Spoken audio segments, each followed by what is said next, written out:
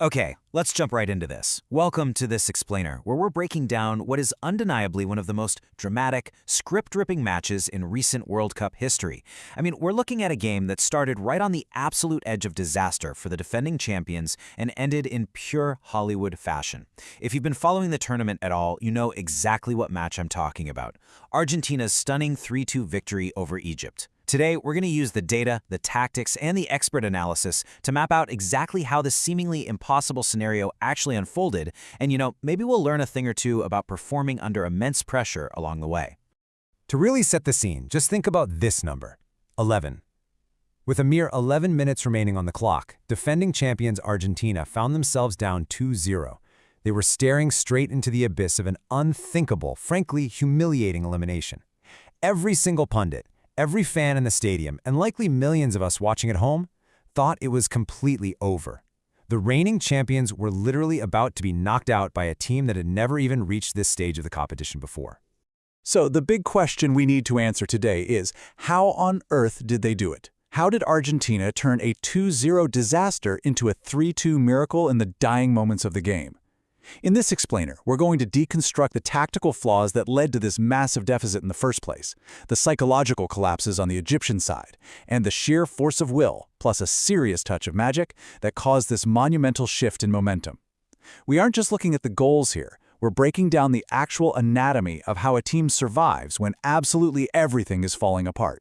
Section 1. Brink of a massive upset. Going into this match, the odds obviously heavily favored Argentina. They were the giants. On the other side, you had an Egypt squad that had never made it past this stage in World Cup history. So going in, everyone expected a straightforward march to the quarterfinals for the South Americans. But man, did the script flip completely. Just 15 minutes in, Egypt shocked absolutely everyone when Ibrahim struck first with a brilliant header. And then the unthinkable happened. In the 21st minute, Argentina won a penalty. Lionel Messi stepped up, and for the second time in this tournament, he missed. Egypt's goalkeeper Schober was playing the game of his absolute life, practically standing on his head to keep Argentina out. Even after having a goal chalked off by VAR for a foul in the build-up, Egypt just kept coming at him. They hit on a blistering counterattack, and Zico capitalized on some incredibly poor slow transition defending from Argentina to double the lead. 2-0. Just like that. Section 2. How Egypt lost control. Because you're up 2-0 with the clock ticking down, you've got the absolute giants of world football on the ropes. But then, the momentum just entirely evaporated. The question isn't just how Argentina won, but how Egypt let this slip through their fingers when they'd already done the hardest part. There's a stark contrast here. What Egypt desperately needed in those final 15 minutes was ruthless game management. When you're an underdog leading a giant, you need what the analysts call the dark arts. You need tactical fouls, you need to slow the tempo way down, you need your goalkeeper taking his sweet time, and you need to break up the rhythm. But look at what they actually did instead. Panic clearances. They started playing what experts call anywhere football, which is exactly what it sounds like, just closing your eyes and booting the ball as far away as possible. They totally abandoned their defensive shape, lost their composure, and basically invited relentless pressure. One of the post-match analysts summed it up perfectly, saying Egypt was simply too naive. You have to use all the tricks to gain time and make sure everybody gets nervous. By failing to manage the raw emotion of the game and failing to control possession, Egypt basically just handed the keys right back to Argentina. When you just clear the ball blindly against a team with the technical midfield of Enzo Fernandez, Alexis McAllister, and Rodrigo de Paul, it's obviously just going to come right back at you. Egypt completely stopped defending with the ball, and it cost them dearly. Section 3. The Messi cheat code. Because to capitalize on Egypt's mental crumble, Argentina leaned entirely on one man. At 39 years of age, literally carrying the weight of a nation, and having missed a crucial penalty earlier in the match, Lionel Messi stepped up in a way that truly defies biological logic. You're watching a player nearing 40 dictate a World Cup elimination game at the highest possible intensity.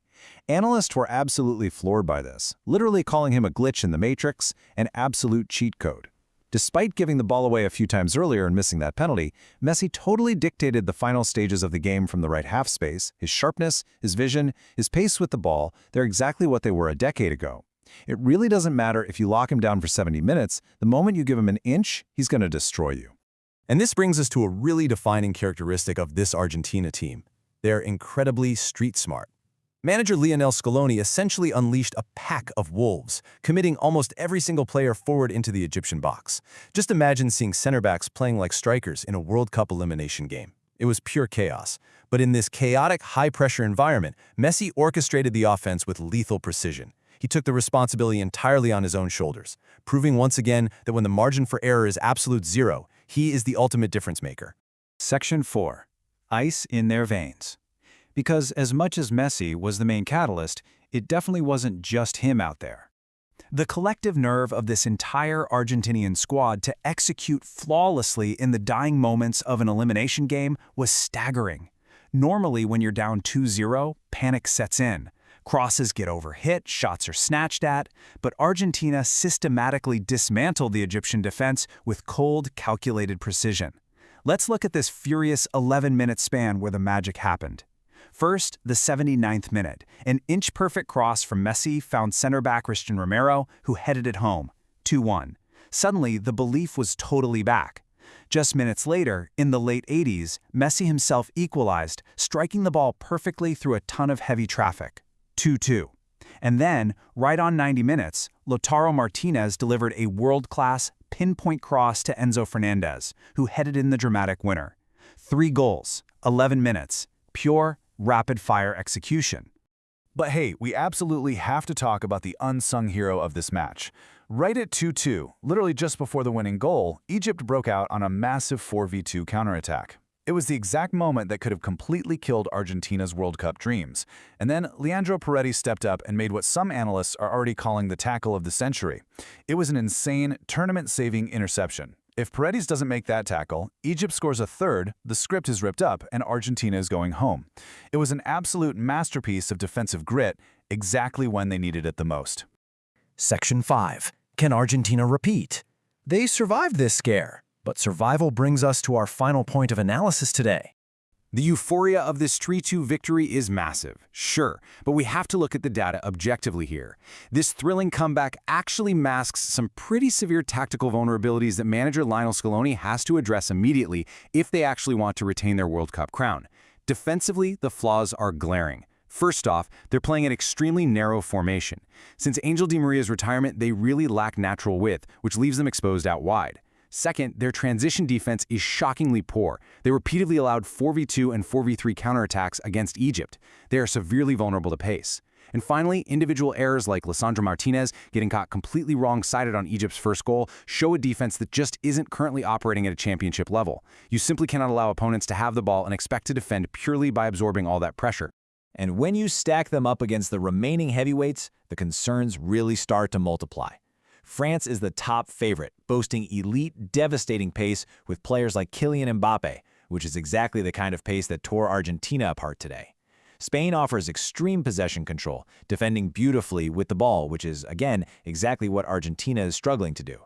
England is incredibly athletic and dynamic, and even their next opponent, Switzerland, is highly organized and physically very strong. A lot of pundits are aggressively arguing right now that Argentina's lack of athleticism and their heavy over-reliance on a 39-year-old Messi is going to be severely punished by these elite European teams. So, we are left with this massive question to wrap things up. Have Argentina simply not played a top team yet, or is their sheer willpower actually enough to win it all again? They barely scraped past Cape Verde, and now they needed a literal miracle to beat Egypt. Are these narrow escapes the mark of a gritty team of destiny, or is it hard proof that they are living on borrowed time against better opposition? The tactical vulnerabilities are undoubtedly there, no question. But as we saw in those final 11 minutes, betting against Lionel Messi is a very, very dangerous game. Thanks for joining me on this explainer, and I'll catch you on the next one.